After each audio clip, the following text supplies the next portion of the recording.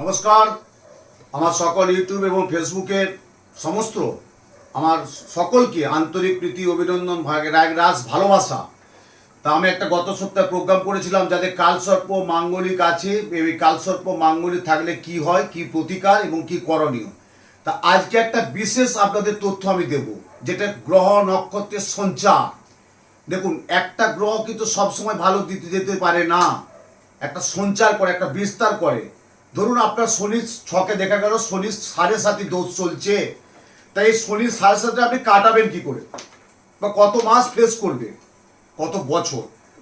আপনারা জানেন সাধারণত শনির 7.5 মানে আড়াই আড়াই আড়াই আড়াই আড়াই মানে 5, আর 5 আড়াই হচ্ছে 7.5, মানে আড়াই বছর করে একটা ধারা থাকে।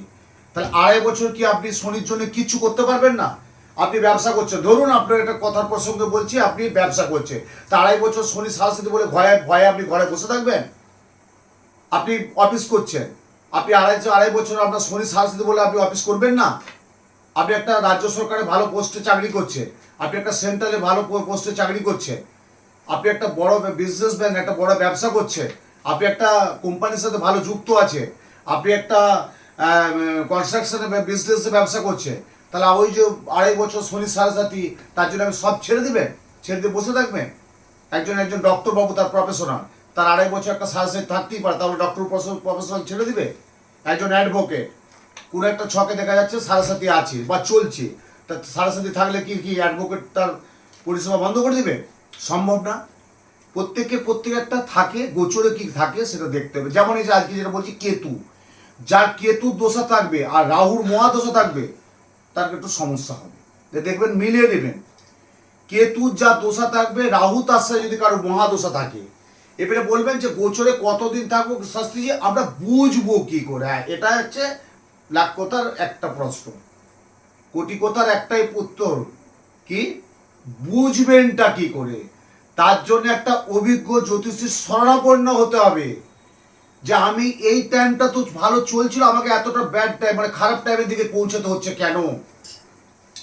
আমার তো টুকটাক ভালোই টুকটাক চলছিল, আজকে আমাকে সেই জায়গাটা আজকে কেন আমার এটা হচ্ছে, বা আমার মানসিক জোরটা হারিয়ে ফেলছি কেন? আজকে আমার তো ছেলে মেয়ে সুন্দর ভালোভাবে পড়াশোনা করছিল, কথাবার্তা শুনছিল, হঠাৎ করে কেন শুনছে না? এখানে কিন্তু গ্রহ নক্ষত্র একটা বিচার বিশ্লেষণ ব্যাপার আছে। গ্রহের ঘোরে ভাগ্য ফেরে, গ্রহ কিন্তু ঘোরে, ভাগ্য কিন্তু ফেরে। তাহলে গ্রহের ঘোরে ভাগ্য ফেরে, এটা কিন্তু ফলো করতে হবে। এবং যখন দেখবেন আপনার এই সময়টা খারাপ যাচ্ছে, আপনি দেখবেন নিজের আয়নায় নিজেই মুখটা ফেসটা দেখবেন, হ্যাঁ এই লুকটা তো আমার ছিল না, এই টাইমটা তো আমার ছিল না, তাহলে আমার হঠাৎ করে এই টাইমটা হলো কেন? আমাকে দেখতে পাচ্ছি, আপনি বুঝবেন যে হ্যাঁ তাই তো, আমার তো এটা হওয়ার তো কথা ছিল না, আমাকে হঠাৎ করে এত শত্রুর মোকাবিলা হতে হচ্ছে কেন? মানে বোঝা গেল আপনার কেতুর দশা চলছে। আপনার পারিবারিক একটা অশান্তি দেখবেন, কোনো কিছু নেই, একটা হঠাৎ করে একটা দেখবে আইনি ঝামেলা, বা একটা বন্ধু বান্ধব সার্কেল থেকে একটা তিক্ততা, বা একটা আত্মীয়র সাথে আত্মীয় একটা মত পার্থক্য হয়ে গেল, তখন আপনি নিজের আয়নায় নিজের মুখটা একটু ভালো করে দেখবেন, তখন আপনি নিজেই কাউন্সিলিং করবেন, হ্যাঁ এটা তো আমার কথা ছিল না, হলো কেন? তখন আপনাকে বুঝে দিত আপনার রাহুর মহাদশা চলছে। কেতুর দোষা যদি কারো থাকে, তার একটা প্রচণ্ড ক্ষয়ক্ষতি হবে। যারা যানবাহন নিয়ে যাতায়াত করে তাদের প্রতি খুব সাবধান থাকতে হবে, এই কেতুর যদি কারো দোষা থাকে। আর রাহুর যদি মহাদশা থাকে, তার ছন্ন ছাড়া হবে। আমি গত শুক্রবার আমি একটা সোদপুর চেম্বারে একজনকে দেখলাম, আমার নাম করছি না, আমার কাছে সব প্যাডে লেখা থাকে, সব প্যাডে প্রত্যেকের নাম, ঠিকানা, ফোন নাম্বার সব লেখা থাকে। তা আমার কাছে এসেছে, তার একটা ভালো ছেলে, 2.5 বছর বিয়ে হয়েছে, হঠাৎ করে একটা দাম্পত্য জীবনে হতেই পারে, ঠিক আছে, সাধারণত একটা দাম্পত্য জীবনে একটু কলহ, ভুল বুঝাবুঝি, মত পার্থক্য, মতবিরোধ থাকতেই পারে, হাড়ি কলসি থাকলে একটু ঠোকাঠুকি লাগে। তাই এটা এমনভাবে চলে গেল, 1200 কোটে পর্যন্ত চলে গেল। কেন গেল? কেন গেল? সে কিন্তু আমাকে এসেই বলেছে, আমি কিন্তু রাহুর মহাদশার জন্য আমার এটা হলো। কিন্তু আমি অনেকেই দেখেছি, আপনার ইউটিউবে একটা প্রোগ্রাম দেখলাম, মানে আপনার সুন্দর কথাবার্তা, চিন্তাভাবনা, সুন্দর কাউন্সিলিং, আমি দেখলাম যে আপনার কাছে যে আসাটা আমার খুব প্রয়োজন বলে আমি মনে করি।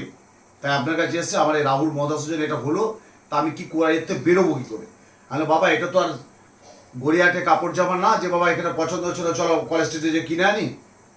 এটা দাম্পত্য, এটা বিবাহ, আত্মীয় স্বজন, পাড়া প্রতিবেশী, জ্ঞাতি গোত্র, তোমার পরিচয় সবাই জেনে গেছে। এটাকে থানা, পুলিশ, আইনি ডিভোর্স করা মানে একটা বাজে অবস্থা হয়ে যাবে। চেষ্টা করো তার সম্পর্কটাকে কী করে আনা যায়। বলে আপনি যেটুকু ভাবে করুন। আমি ঠিক আছে, আমার 21শে জুলাই আমার গুরু পূর্ণিমা আছে, এই দিন আমার বাড়িতে এসো, আমি একটু পুজো পাঠ করে দেখবো আমি কীভাবে আনতে পারি। না, আমার যেটা কিছু তথ্য লাগে সেগুলো দিল, ফটো টটো দিল, নাম টাম দিল। তো এটা হলো 1 নম্বর। তা এই যে আমি প্রোগ্রামটা করছি, এই যে আমার প্রোগ্রামটা মানুষ আজকে ভালোবাসছে, অনেক অনেক ভিউ, অনেক অনেক আমাকে মেসেজ দিচ্ছে। কারণ আমি একটা কথা, বাস্তব কথা দর্শক বন্ধু আপনারা জানেন, আমি প্রত্যেকের জন্য বলে থাকি বা আজও বলছি, যেটা আমি খুব ভালোভাবে আমি বলে থাকি, যে আমি সব প্রচুর পদ আমার দরকার, আমার একটাই পদ থাকবে, আমি জ্যোতিষ শাস্ত্র নিয়ে যেমন থাকতে পারি, আর যতদিন বাঁচবো মানুষকে যেমন পরিষেবা দিতে পারি।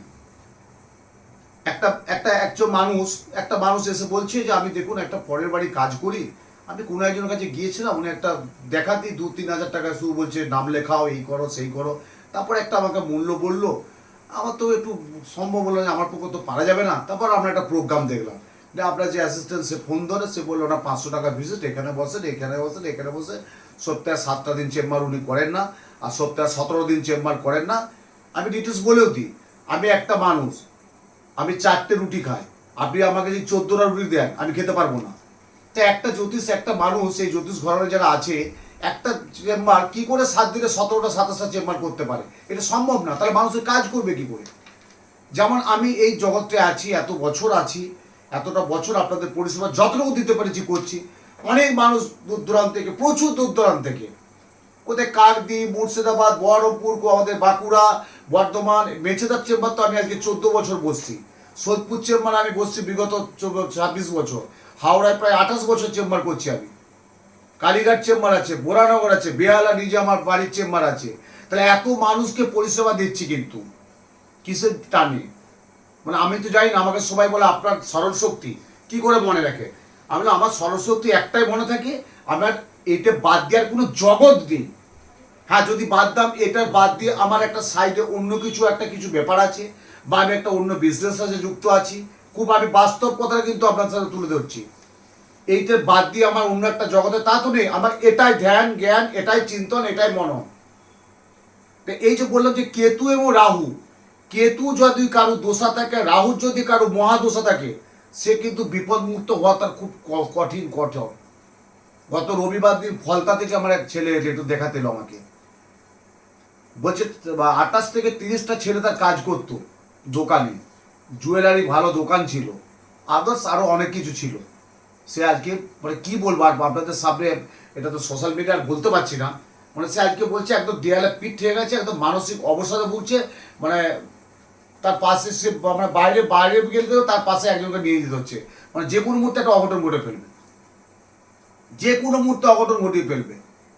কিন্তু এককালে আর 2-5 বছর আগে সে 28-30টা ছেলেদের ব্যবসা করেছে, নাম যশ গাড়ি বাড়ি বিরাট করে নিয়েছে। আমি বললাম মা চঞ্চলা, মা লক্ষ্মী চঞ্চলা তো এক হাতে দিয়েছিল, এক হাতে তো রাখতে পারলে না বাবা, কি করবে? ওটাই গ্রহ, গ্রহের ঘোরে ভাগ্য ফেরে।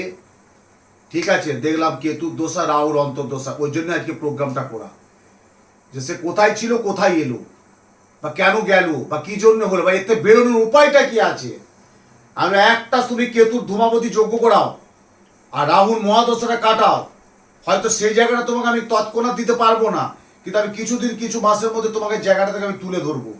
এটা আমি এত বছর, তখন আমার বাড়িতে চেম্বার এসে দেখলো তো বাবা, যা লাইন, ভিড়, প্রচুর ভিড়, অনেক 4-5-6 ঘন্টা লাইন দিয়ে সব বসে আছে।